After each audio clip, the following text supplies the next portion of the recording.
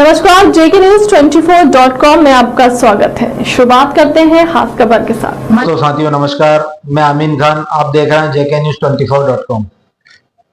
दर्शकों, आज हम आपको बताने जा रहे हैं मध्य प्रदेश में वक्फ बोर्ड ने एक अभिनव पहल जारी की है जो शिक्षा एवं स्वास्थ्य पर काम कर रही है। दोस्तों, मध्य प्रदेश वक्फ बोर्ड चेयरमैन डॉक्टर सनोवर पटेल ने मीडिया से रूबरू होकर बताया कि मध्य प्रदेश में शिक्षा पर एवं स्वास्थ्य पर वक्फ की संस्थाएं काम कर रही है जो बेहतर तरीके से कारगर साबित हो रही है। वहीं मध्य प्रदेश वक्फ बोर्ड ने शिक्षा संस्थान पर विद्यार्थियों को छात्रवृत्ति देने का काम शुरू किया है। साथ ही ऐसे विद्यार्थियों पर बड़े बेहतर तरीके से फोकस किया जा रहा है जो देश का भविष्य बन सके।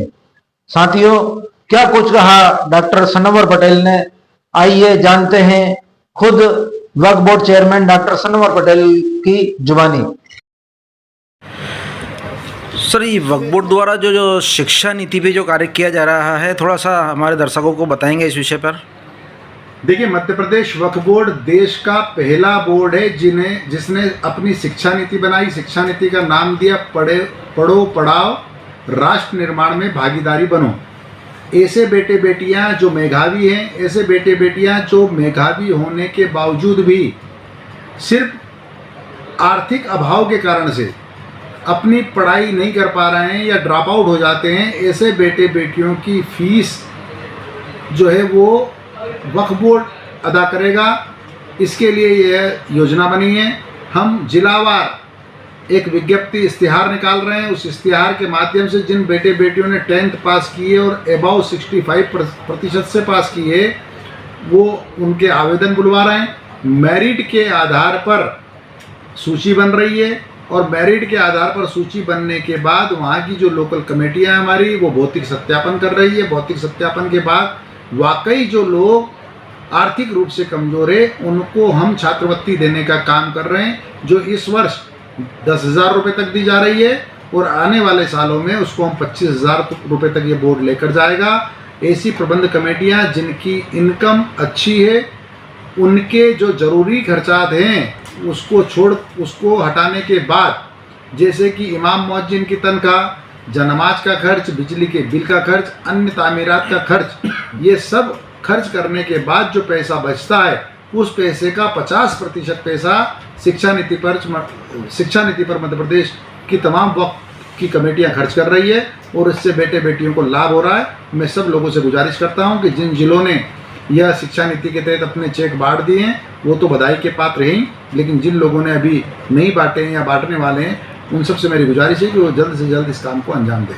जी, वक्फ बोर्ड में जैसे अभी अपना शिक्षा के ऊपर बताया, क्या स्वास्थ्य के विषय पे भी कोई अपनी प्रक्रिया है सर? बिल्कुल, जो वक्फ हमारे बुजुर्गों ने की है वो इस मंशा के साथ की है कि यह फलाई कामों पर खर्च हो और इससे जो आने वाला पैसा है वो गरीब ज़रूरतमंद लोगों के काम आए। तो हमने स्वास्थ्य के ऊपर भी जो भोपाल से इसकी शुरुआत की है। भोपाल में आज से 10-15 साल पहले एक हॉस्पिटल बना था हयात। वो समय के चलते हयात कभी अलसीफा हो जाता है, कभी हयात हो जाता था और कभी ताले लग जाते थे। हमने उन तालों को खुलवाया है और जो हमारा वैधानिक किराएदार था उनके लिटिगेशन खत्म करके उनको इस शर्त के साथ वापस हॉस्पिटल चालू करवाया है कि उनके अस्पताल में जो इलाज होगा वो रियायती दरों पर होगा। खास करके हयात हॉस्पिटल को जो डिलीवरी के केसेस होते हैं उसके लिए जाना जाता है, जच्चा बच्चा के लिए जाना जाता है। तो हमने उनसे तय करवाया है कि जो सामान्य डिलीवरी है किसी बहन की, कोई हमारी माता की, हमारी बहन की या हमारी बेटी की, तो उसको उस डिलीवरी को तमाम खर्च, उसमें दवाई का खर्च, उसमें जांचों का खर्च, उसमें कंसल्टेंसी का खर्च और उसमें हॉस्पिटल के एडमिशन का भी खर्च, ये सब मिलाकर 6,786 रुपये में पूरा डिलीवरी का खर्च। और अगर सिजेरियन होती है, ऑपरेशन के साथ डिलीवरी होती है, तो 14,786 रुपये ये हमने वहाँ निर्धारित करवाया है। साथ ही MS और MD जो डॉक्टर्स हैं वो डॉक्टर्स अपनी फीस अधिकतम 200 रुपये लेंगे सप्ताह में 6 दिन, और एक दिन शुक्रवार को, जुमे को वो फीस भी फ्री रखेंगे। मतलब MS MD भी 6 दिन तक 200 रुपये फीस लेंगे और एक दिन निःशुल्क। साथ ही शुक्रवार के दिन दवाइयों पर 30% कंसेक्शन और 30% जांचों पर भी कंसेक्शन हमने तय करवाया है। और इसी प्रकार की जो स्वास्थ्य सेवाएं हैं वो हम मध्य प्रदेश के अन्य जिलों में भी लेकर जाएंगे इंशाल्लाह। जी, वहीं अगर हम बात करें मध्य प्रदेश में वक्फ बोर्ड की संपत्ति पे कई जगह अतिक्रमण भी हो रहे हैं, जिन्होंने फर्जी रजिस्ट्रियां भी करा ली, उस पर वक्फ बोर्ड क्या कदम उठा रही लगातार है? कानूनी कार्रवाई चल रही है। जिन लोगों ने कब्जे किए हैं उन पर 54 के तहत कार्रवाई चल रही है और 54 में जो केस निपट गए हैं 54 में ट्रिब्यूनल में चल रही है। और जो जिस प्रकार से आपने कहा है कि फर्जी दस्तावेज तैयार किए हैं तो उनके खिलाफ भी हमारी लीगल जो वैधानिक कार्रवाई है उस जगह चल रही है। आपके भी ध्यान में हो तो हमको आकर बताइए।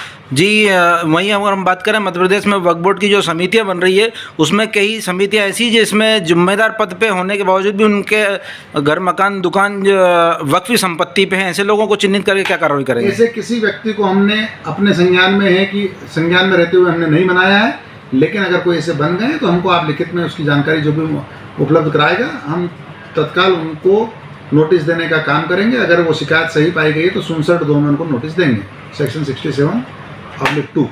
हाल के लिए अब तक की खबरों में इतना ही। देश दुनिया की तमाम बड़ी खबरों के लिए बने रहे हमारे चैनल के साथ। नमस्कार।